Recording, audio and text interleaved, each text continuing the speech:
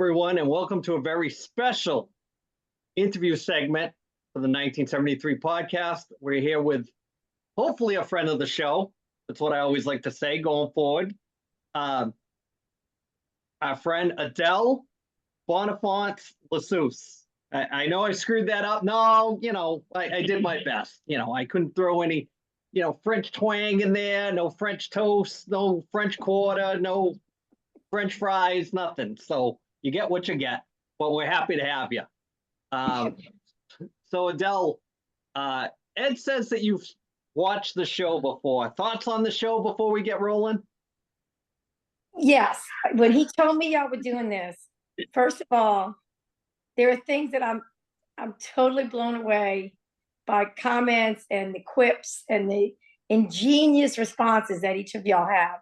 But I used to watch wrestling with my brothers when they were young.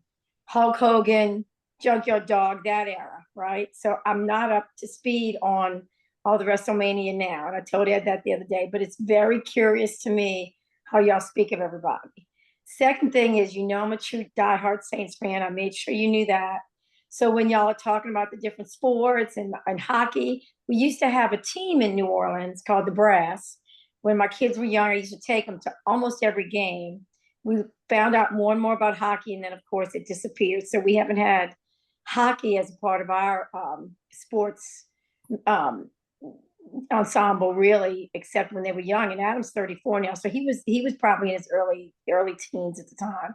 So it's been a long time. So I know a little bit about hockey, but much more from the mouth of the South there when we were working together. So yeah, but I actually really like the show.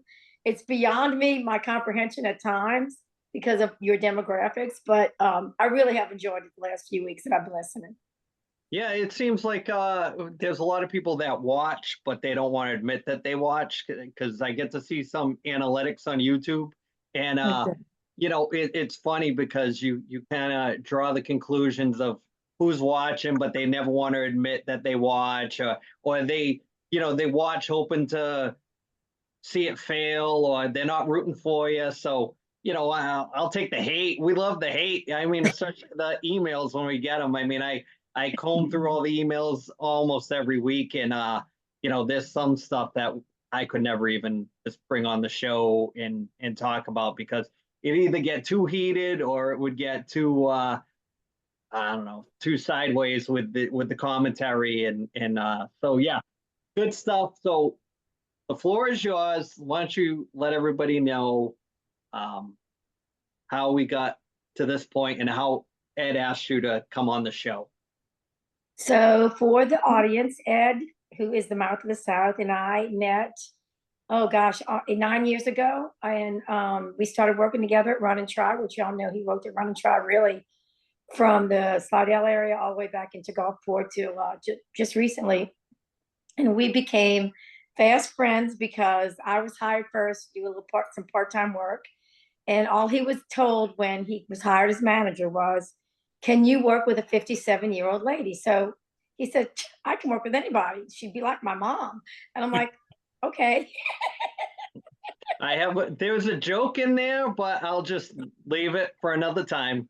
Yeah, leave it like for another time. But once we met, and he taught me a lot. We talked all the time, really got to develop an incredibly deep, very unconditional relationship and friendship. And through thick and thin, we both went through some very difficult periods during the times we were working together. As y'all know, you've known him a long time. So I got to know Suzanne and Big Ed through stories and all the family history. And it was a remarkable opportunity for me to be there physically for Ed when his mom was so ill before her passing, when he left to go to her services and when he came back. And it was really a struggle, but it meant a lot to me to be that person that he could come to and rely on and know that he was loved and cared for and truly understood what he was going through. So that was a moment in my life that I'll treasure. And whenever I have to call him down, I'm like, I'm going to call Suzanne. She has a direct line to me to tell you what to tell you. So it's a connection that we've had. And he's been there for me through thick and thin, became fast friends with my son and daughter. And we stayed in touch with one another really just because of the friendship. And so that's where we started. And with the run and try history, I've been an athlete all my life. He taught me a lot about the things he did on the sales end. And we just kept bringing people into the community, and we were hoping the business would survive. And unfortunately, it didn't. So we went our separate ways after that, job wise, but maintained our friendship. So that's how we actually got here. And Ed knows the history of a lot of things that I've been doing since I wasn't working at Run and Try. So if we want to delve into that, we can. Or I can tell you a little bit more about me, because I have no problem telling you about me.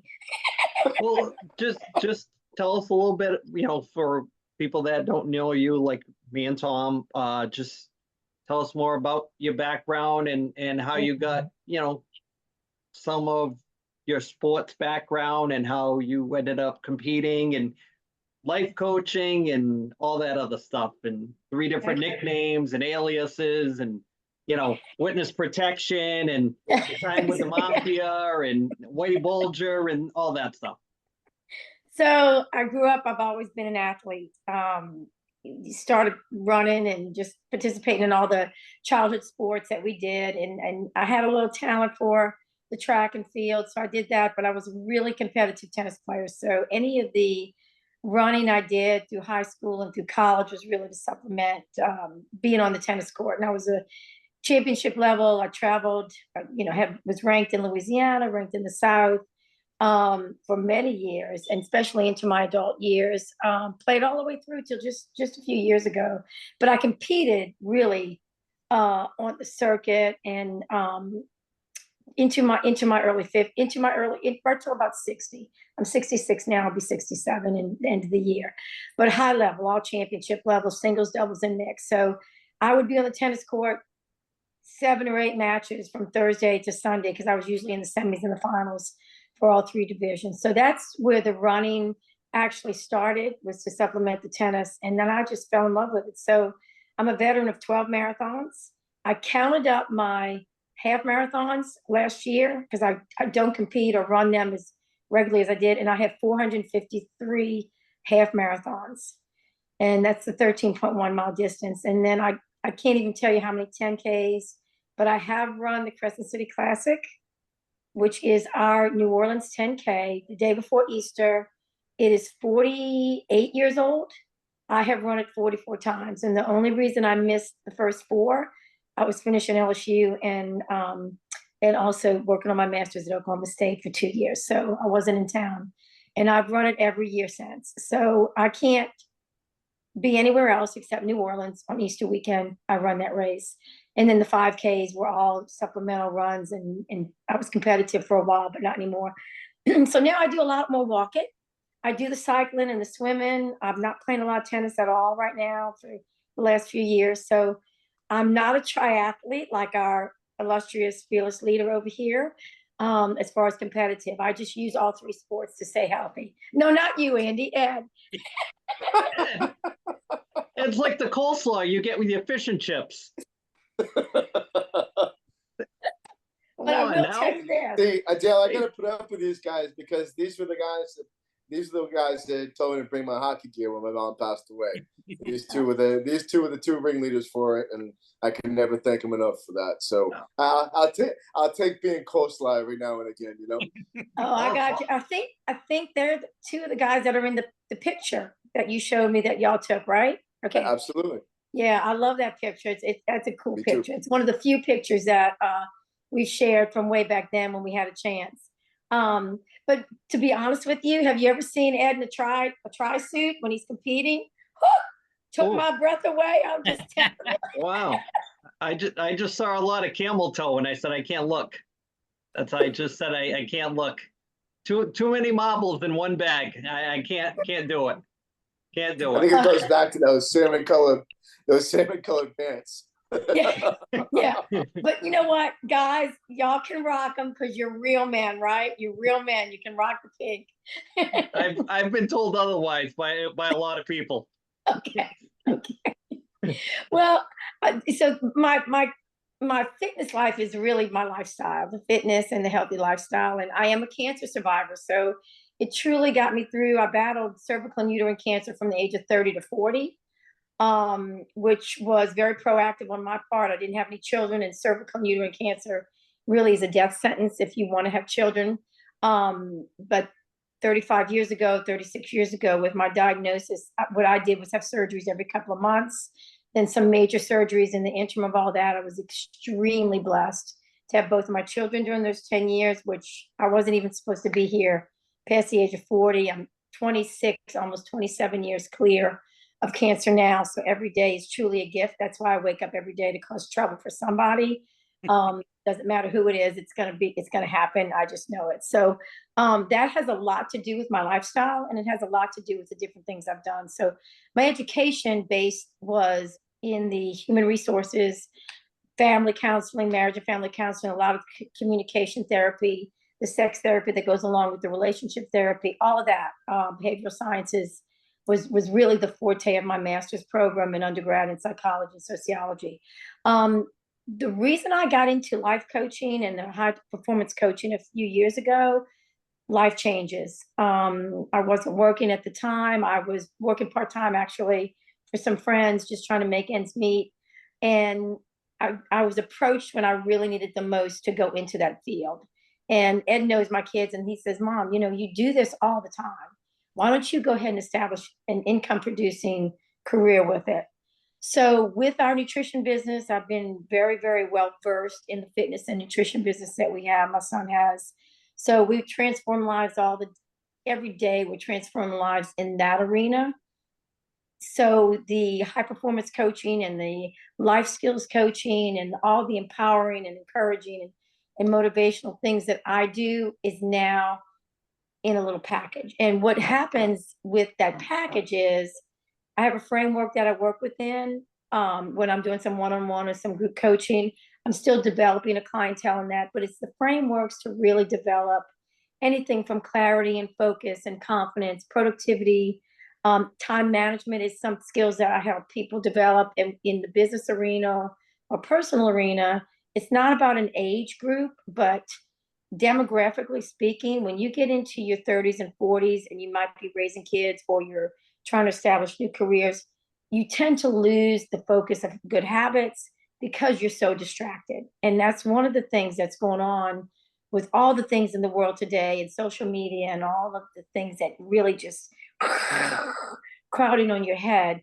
You can get very distracted from being really your best self. Your best version of yourself would be a typical phrase that we like to use in that particular industry. So what I try to do is help people really find that. I'm not a therapist. I don't use my therapy and counseling training in this arena because I would have to be licensed as that, and I'm not. And if I find that someone comes to me and says, I really need some help in this particular area, I'll know definitely they need a licensed practicing psychotherapist or counselor or therapist. So I have people that I can refer them to, but I'm basically not in that arena as far as therapy and psychotherapy. So beyond that, with the motivational and empowering speaking stuff, I've got several platforms that are adaptable to young kids, teenagers. Some of them are in the Christian schools, some are in the public schools. It doesn't matter. It's a lot of them are athletes that I can really promote the ideas of perseverance and endurance and commitment. If I do any coaching with them and use a framework, say focus and visualization and things like that in that arena, then it's going to be specific to what they're trying to accomplish, right? We've got the Olympics going on now. If you talk to any of the Olympic athletes, they've got psychology coaches, fitness coaches, nutrition coaches. They've got their sports skills, agility, strength, sports specific coaches. They've got the whole package, and they need it now to be competitive at the level that they're competitive. The people that I'm going to come mostly in contact with might be moms trying to get healthier after they've raised their kids and they've kind of not paid attention to where they are. They don't only need some fitness and nutrition valuable information and guidance and accountability. What they also need is somebody to encourage them beyond kids and husbands or families because they didn't get it all along, right? Need to change the mindset. Need to say, hey, I can only be good for you if I'm good to myself. And I'm worthy to be good to myself. I deserve to be good to myself. And I don't have to care what anybody thinks. So if you can help people realize that their personal skills, their personal beauty inside and out is the direction they should take to make their life its best possible, take its best possible path. That's things I can help them with. And I love doing that kind of motivational and empowering speaking, because if you reach one person and it changes their ability to see the direction they can go in, they might accomplish something that they never thought they could.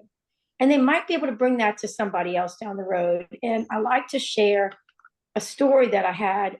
Ed knows I loved running the marathon and half marathon in Disney. And I did that marathon. It was my actually second marathon back in January of 1989. And it wasn't even this Run Disney program they had. I mean, they didn't even have the things that they've obviously developed in the last, 30 years. So the biggest thing is that over the years, I've run the Princess Half Marathon there, and I've come to know people over the years that I look for at all the different marathons and half marathons that I've traveled to run. And there was a lady that showed up. It was 10 years ago at the Disney Half Marathon. She was a very large lady. She was walking with a crutch. It had been storming in the Boston area and snowing, and she had one day to get from the Boston area to Disney World in Florida. And I just happened to come up to her. I had a bunch of magnets I carry around that I pass out to people and encourage them. And I just got to know her standing at a vendor's booth. And I gave her one of my magnets that says, "The miracle is not that I finished, but that I had the courage to start." It's a quote that probably y'all have seen, but I buy 12 of those magnets and I give them out to people that I get to meet and say, "Hey, think about me. I'll be looking for you on the race route. Put in your car, put in your refrigerator, because you did it. You got here, and all you did was take the first step by walking out your door and tying up your shoes months before that day." This lady has contacted me every February with a text or a message of some sort. "Hey, Adele, it's Barbara from Boston. Thank you so much for encouraging me that day. The magnet is still on my refrigerator." We had a conversation, and she was a very large lady, walked with a crutch, and I said, "What are you planning to do tomorrow?" She says, "Well, I'm going to do the 5K walk with my husband, the 10K walk by myself with just people from her area that she met, and I'm going to be walking the half marathon by myself, now with a crutch." Now that's a lot of miles. That's 19 point something miles total, because that's what I always did too. And the beauty of that is that I'm this really fit, I was in my 50s, really fit, obviously seasoned runner and athlete. And to this day, she finished all 3 races, still shoots me a happy February Princess Weekend text because we made a connection. She now has several grandchildren. She is no longer as overweight as she is. And that moment made a difference to her. She has no idea the difference it made to me. So the rewards of what I share come back to me 1,000-fold. So that's why I'm in that arena now. And it's been a very rewarding. I'm still trying to build a financial income base and stability base from it, but it's an ongoing process. So that's where I am now. Delhi. So where would you like to take this in the next like 1 to 3 years? What do you have some sort of a business plan? Were you thinking about maybe doing a podcast and stuff like that to kind of help build that in? Actually, yes. And that's part of the speakers forum that I'm following. I connected with a couple of very, very seasoned, established speaking, not coaches so much as they do coach people to do speaking formats, but they love me because I'm just extemporaneous and impromptu. But I've connected with them, so they're leading me in a direction where I can get on stage is actually the best thing to do, or get in front of an audience. So with the speakers area, I've got that, and of course I'm developing my topics. But with the coaching arena, I've got an opportunity to create a podcast, and I've got some directions now that will lead me into developing that. And the beauty of that is, you guys know, y'all try to do about an hour or so normally when you do your podcast, sometimes a little bit more, a little bit less. You can do something for as easy as like 10 minutes and get a message across and start to develop a following. And from that, always offer get on a call with me or discovery call, get to know me better, get to know you better. Would you be interested in any other types of coaching or informational or speaking formats? So that's going to be key. Of course, y'all have done this now for a couple of years, so you know what's involved in getting it going. The other part is getting together with colleagues that I've met over the last couple of years, which I met with a good friend of mine today. She's actually in the Florida area, had been in Portland, Oregon, and we had a little mastermind of about 6 of us. She's a business coach, and talking with her today, she gave me some extremely good leads on some things that I can use to build the coaching clientele on the technology part. And I'm challenged on technology. Challenged. You just proved your point. We heard it with the phone ringing. Yeah, well, actually, that was that I turned the phone off. That was an alarm to remind me about something that happens every Tuesday, and I forgot to take it off when I set the alarm to make sure I got on the Zoom with you guys. But being challenged technologically means I can resource those responsibilities out, and it's a gift. All I need to do show me how to do it, turn it on and turn it off, and somebody else can do the rest. So yes, and Ed, thank you for leading that question, because I'm taking daily steps forward to develop the business part of it to a much greater degree. Well, Deli, would you like to have like maybe some more younger athletes and stuff like that you could help, via Zoom and stuff like that? And would you, because pretty much with our demographics that we have with the podcast here, we are what is it, 96.5%. I'm sorry, 95.5% male-driven audience. So there's a lot of dads on here that maybe want their sons or daughters to maybe kind of take it to the next level. I mean, because last week we had Keely Smith on from Sacred Heart University, so we're trying to kind of gear it towards a little bit, maybe helping some youngsters with their athletics and that type of thing, and a lot of mindset stuff. Taking it to the next level. That's a huge thing that a lot of the pros do as well. Right. And you can do it sports specific, because you can take somebody who's doing track and field and take somebody who's in a singular competitive sport, say like tennis. Swimming, a lot of times, is a singular competitive sport because you have to do it on your own, but you're part of a team. So there's a lot of visualization and there's a lot of psychology, as y'all know, because y'all competed when you were younger. So yeah, there's a lot of things out there, and then just having the resources, if they're looking for the physical or the nutrition or the sports specific agility, there's resources out there to offer them, as well as the mindset, the psychology, the win-loss, the building the confidence, and really the self-esteem in the younger athletes. A lot of them have that because they are driven, but those that don't, that have natural talent and gifts, need that to be developed. And the only way they usually get it and they become part of it, become intuitive, is through the help and accountability or mindset or visualization.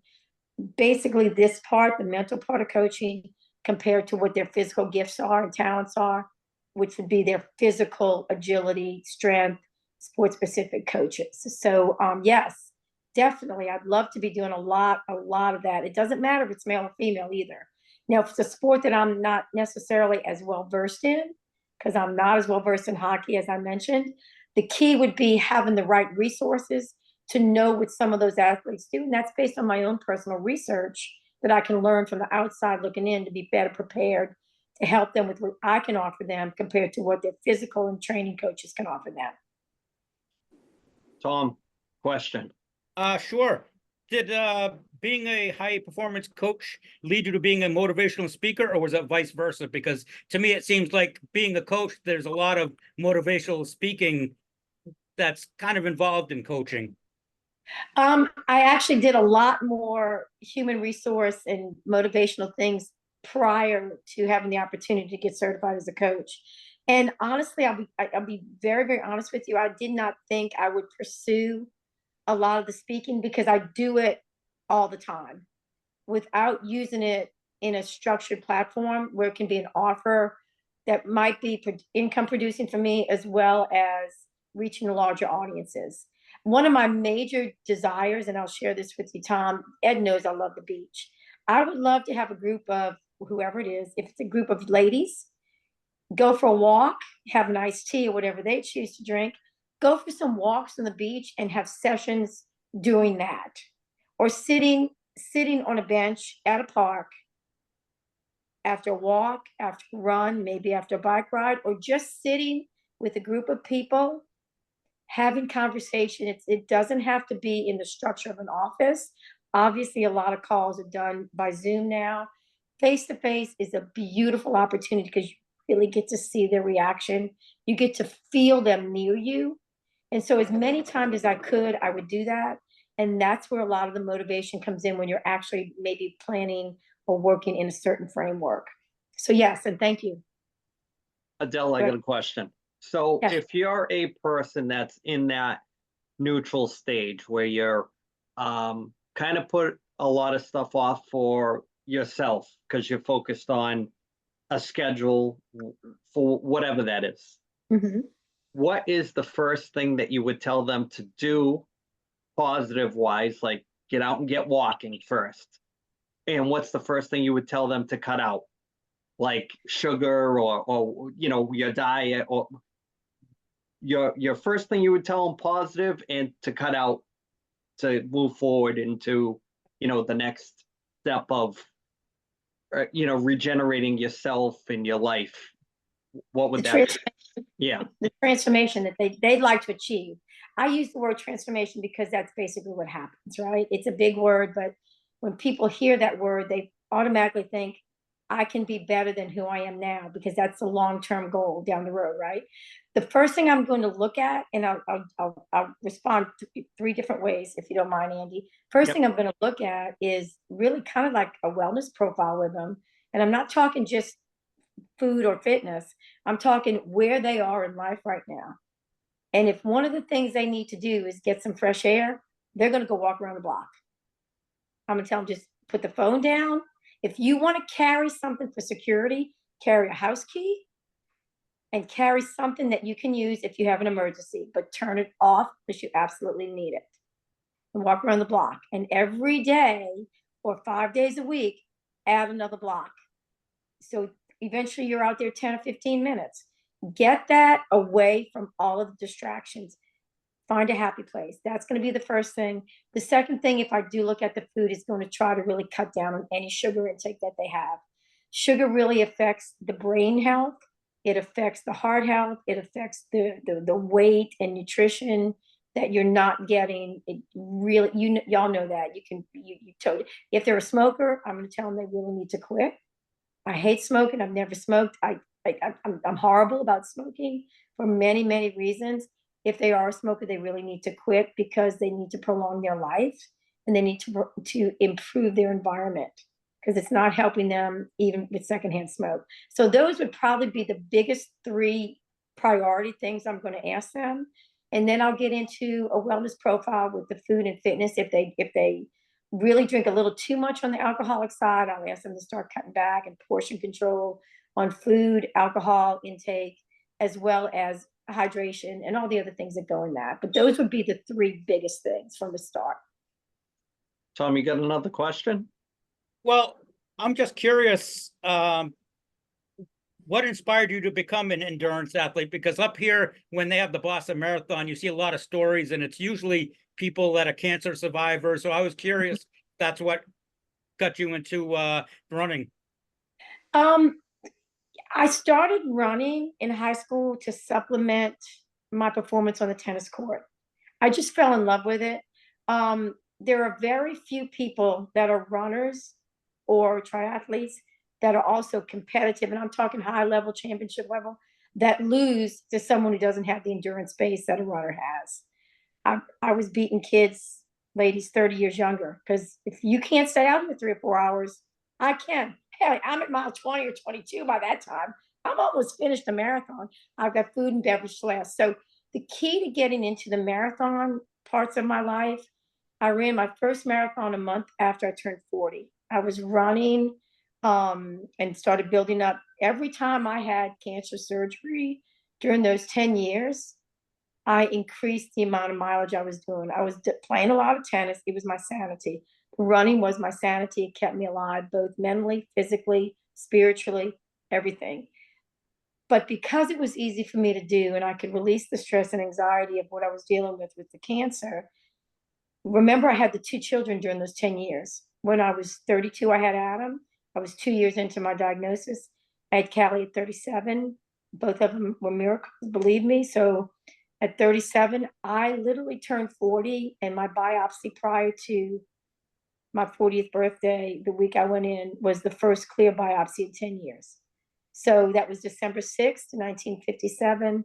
I ran the New Orleans Mardi Gras Marathon on January 17th, a month later, 1998.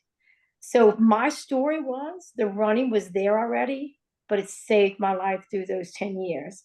And I could do it, so I just kept doing it. But Great. the stories that were shared along the journey of running with friends and family, meeting people that I've met, made it that much more impactful for myself and rewarding to me, but also for those that I came in contact with, which is where I did a lot of my motivational, encouraging moments. So thank you for that question. Ed, you have another question for Adele? Well, I'm gonna deviate from the coaching part now. I'm gonna go into some relevant topics that I know that she'll love to do a deep dive into. So, Deli, I'm gonna let it rip. I mean, I'm just gonna say, what do you think about men and women's sports? Okay. You knew the I question am was coming, so I biologically, mean, you know. yeah, I am biologically female. I compete in the female category. Always have, always will. The only difference in categories I competed in were age group categories as I aged into senior running, masters, and senior age brackets in tennis, right? Okay.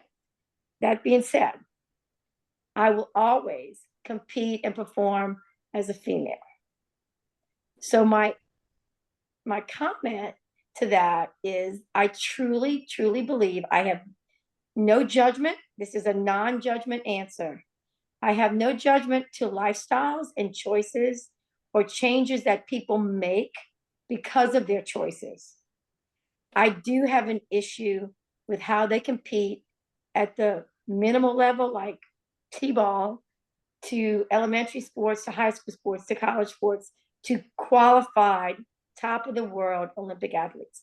I have an issue with competing in the opposite of your biological gender. I don't think it's fair to either side because of the physical, hormonal, chemical makeup that you receive in your biological gender at birth. Did I say it nicely? Yeah.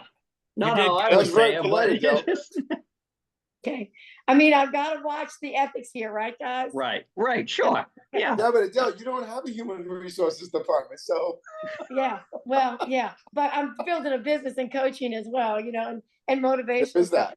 Okay, so this is the deal. This is the honest to God deal. I'm looking at Olympic athletes. I'm looking at my grandsons, you know, who are 5 and 12, competing in Little League or, you know, youth soccer, and the older ones getting ready to go to junior high now. My problem with that issue is you see it, it's so sensationalized in the media that it's now become a huge issue. And I have a problem when I go to enter a race or whatever that says male, female. It's like I always check my gender for competitive races or whatever I was doing. And now there's 6 different categories. And I'm like, wait a minute. If you're a male, you're a male. If you're a female, you're a female. That's the bottom line, right? And I look at it that way. So I should compete against females. If I choose to compete against in the male division, then I'm challenging myself. Okay, I have no problem with that. But if I'm changing and making notoriety of it and using it as a platform and taking it to this exponential level, I'm still a biological female. That's where I should compete, and that's where my results will make a difference. If I want to challenge to see if I can beat a male at something or ride faster on my bike, that's my own personal challenge. That's not going into the media. It's not being sensationalized. And I just have a real issue because of the physical, biological mental, chemical, you name it, basis of the difference in biological genders. That's a great answer. It's a great, Thank you. you know, you tiptoed around everything. It's a great answer though, because you checked all the boxes. No pun intended with that. But I gotta, this is more of a Gen X question, and Adele is in our age demographic for this question. I struggle with this as an older dad of two preteen kids, 10 and 12.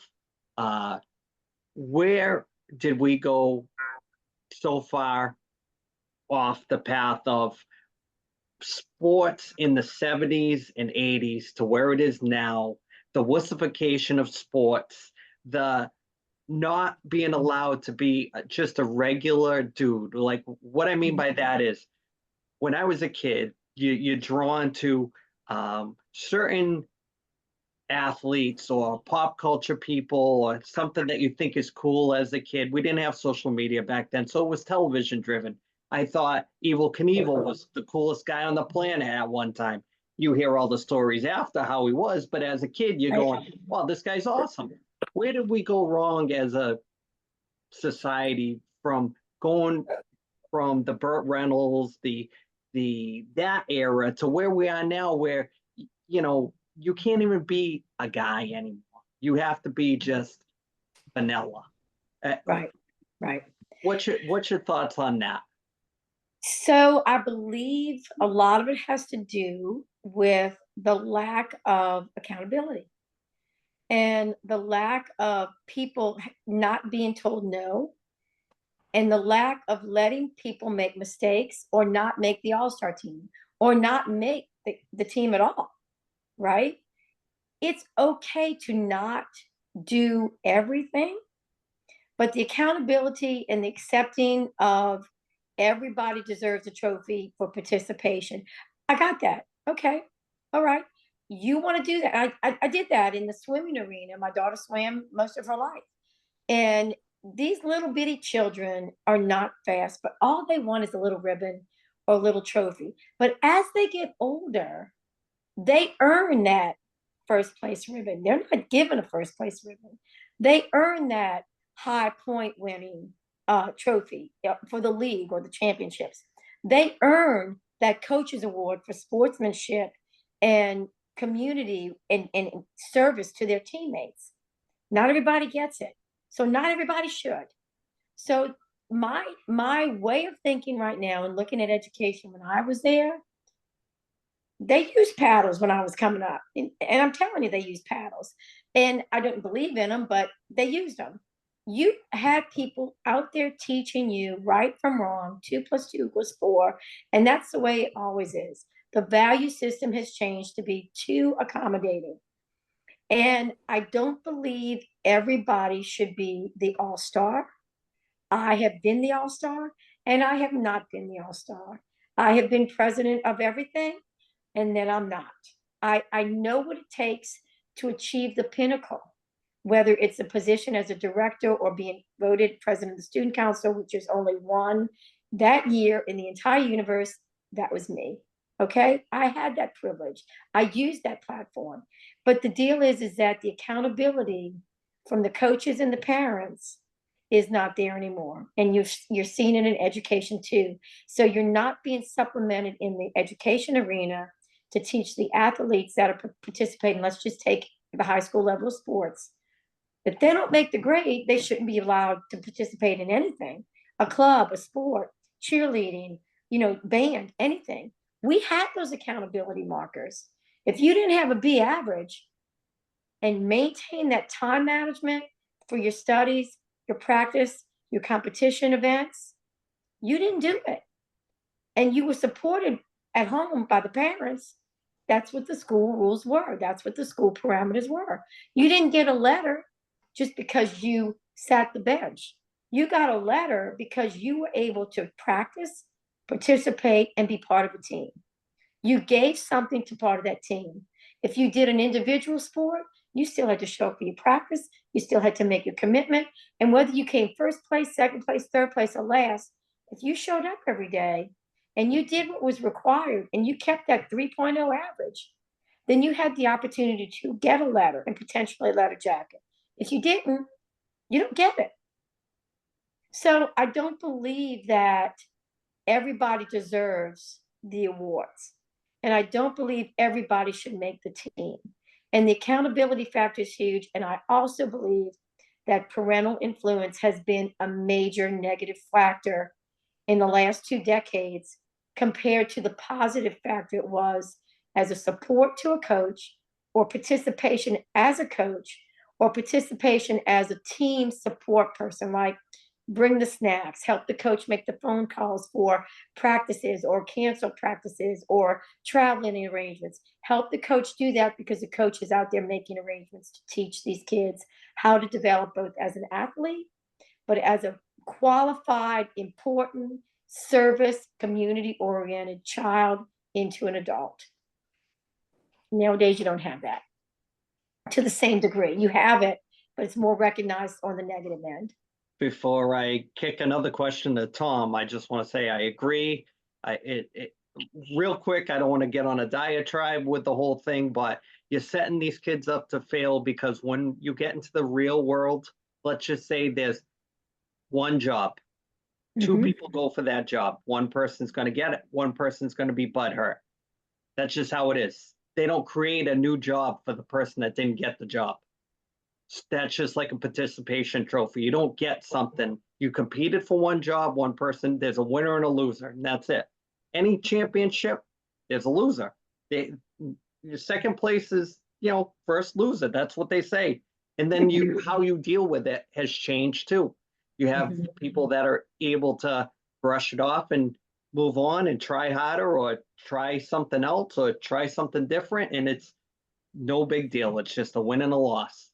Then you have people that have to be medicated because they can't cope with something that's that big or small in their life. That's what I have a problem with. And I think setting up the kids with participation trophies long-term is a bad metaphor for what you're going to deal with in life. So, Thomas, question to follow that up.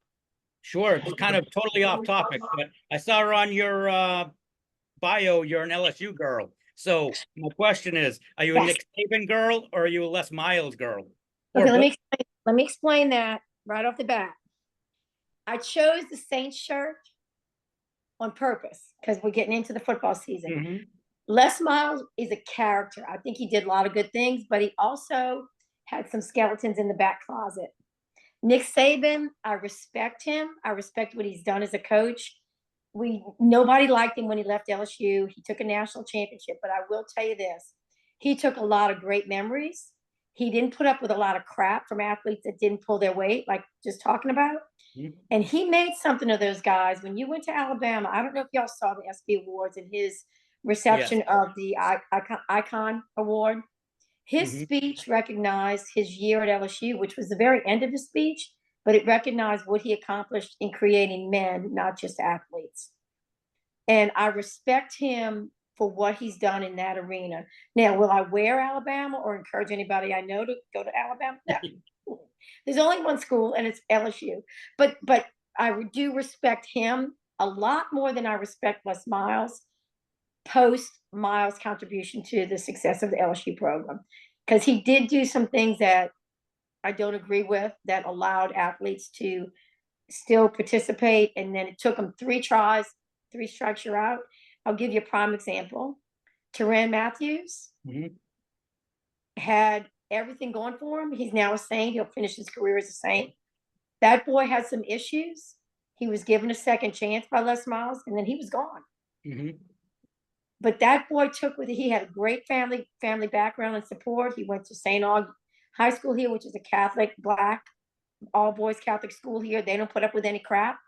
Les Miles gave him 2 chances. He was gone. He made a really good name for himself professionally as an athlete, but a better name for himself in the last few years as a leader of his team. He's got a Super Bowl ring. He's made a better name for himself in a community as a service-oriented individual, using his money, fame, and platform to create men and women who of character and service beyond their talent and skill as an athlete. That to me says a lot. From make the mistakes, lose what he created, and take it to a different level. My takeaway from that, Adele, is you're saying that Alabama is a participation trophy. Is that what you're saying with that? Just, can we quote you on that? No, don't quote me on that, because I don't think Nick Saban kept the ones who weren't performing. He Okay. just took it. He had a really great program there that they thrived in. So I got to give him credit. He's got some great guys. All right. I just got to keep it moving. I just, that was my takeaway from, I'm like, oh, well, okay. This lady hates the whole state of Alabama. Good to know. They have a Buc-ee's in Alabama. I stop at it all the time. I just went to my first Buc-ee's recently. And oh man, it was like going into the cantina in Star Wars. That's all I'm going to say. Where was it? Where was it? South Carolina, near south of the border, down that way. We were going to Charleston. What a ride that was. Oh my God. From here down to there, it was like 14 hours in a car. Not fun. The smell alone is horrible. Oh, I had hockey equipment in my car too, so that didn't help. Ed, any more questions? I got one last one. Deli, who's the best quarterback, Tom Brady or Drew Brees? My boyfriend Drew Brees. He's my boyfriend. We didn't say shirts off. We just said. I got to go with Drew. I mean, he's got one Super Bowl ring, but the stuff he did, the numbers he put up. I mean, Tom Brady's a great guy. He's the GOAT. I give him credit for that. But my next number 9, because my favorite number is 9 from when I was a little girl. Drew just happened to wear my number. Joe Burrow. Joe Burrow has the makings of a Drew Brees career if he can stay in Drew. He's got the character. He's got the character for that. So Thomas, do you have any questions? No, I'm everything was answered. So the greatest number 9 of all time is Gordie Howe. So that's. I'll go with you there. It's got to be. Anyways, Adele, I just want to say thank you for coming on. Hopefully we can have you on again. I'll come back. Hopefully we can, if you get the podcast going, maybe we can cross promote, work on something that way behind the scenes and see what we can get going. You can reach out to Ed. You can reach out to me, but I want everybody to know how to reach out to you and, promote whatever you need to as far as getting in touch with you for any coaching or any other questions that they have through this podcast. Hopefully we can, get some eyes on you and help you out with that. So that would be great. What I have right now, because I'm setting up the link stuff to the calendar and everything. Right now I'm on Facebook, which is Adele Bonnaffons, not Lassus. And then I have my email, which you can post my email if you want in the link. And that would be the best way right now. And you can direct message me once you do the Facebook link. And that's the easiest way right now while I'm setting up the other business part of it technologically. She is definitely challenged there. Well, if you have any questions on that, you can always reach out. I can help you out with that. I would love you to. Thank you so much. I'm continuing with the learning of this whole podcasting world. So, I just want to say thanks. Thanks from the guys. Thank you for the positivity that you brought to the interview, the story. I'm sure that it's really deeper than just, a quick hour interview that we've done. And hopefully we can have you back on and yuck it up a little bit. And, we're at our best when we are what I like to call chirping and telling stories about certain things that, we have to color within that thin line that we have on this platform. But yeah, go ahead. I do appreciate everything. I appreciate your time. I love my Ed. We try to get together. I'm going to be in Destin, about an hour away from him in October, and I already told him he's got to get Elizabeth to come and have dinner with my significant other, and I will be down there for a week, or I'll take a drive down there. But he gets his birthday dinner every year, and we took him for his 50th birthday to have really good food in Bay St. Louis when he was still in the Gulfport area, Mississippi, and it was a lot of for she and lot Larry of do it. somebody's got to do it. Somebody's got to do it. You know, you guys, I got to feed him. He's down south. See, Thank you this- so much for your time. I appreciate it. what I gotta say before we leave, and this Okay. is the thing. I'm mad because I've known this guy almost my whole life, and I didn't even know he had a girlfriend or her name was Elizabeth.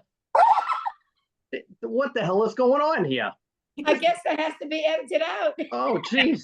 It's not getting edited out. They're all done now. He's all done. You forget about it. When Brad gets on here and the Phantom, they're gonna rip him up. I know it. I know it. It's Ed? it's done. Ed, I'm not going to apologize. There's no need to. Jeez. Next thing you're gonna tell me the guy shoots blanks, and we didn't even know that either. That I don't know yet. Okay, I don't know. Oh, okay. Yeah, nothing you can't figure out. You that's all. So Thank y'all so much, guys. I appreciate it. Let Adele, me I know. want Shoot me a text when y'all are going to be airing this, and that way I get my family's going to. Absolutely. we will. Okay. What? Thank you Thank so you, much, Adele. guys. Thank Thank you. you. Thank you, Bye-bye. Deli.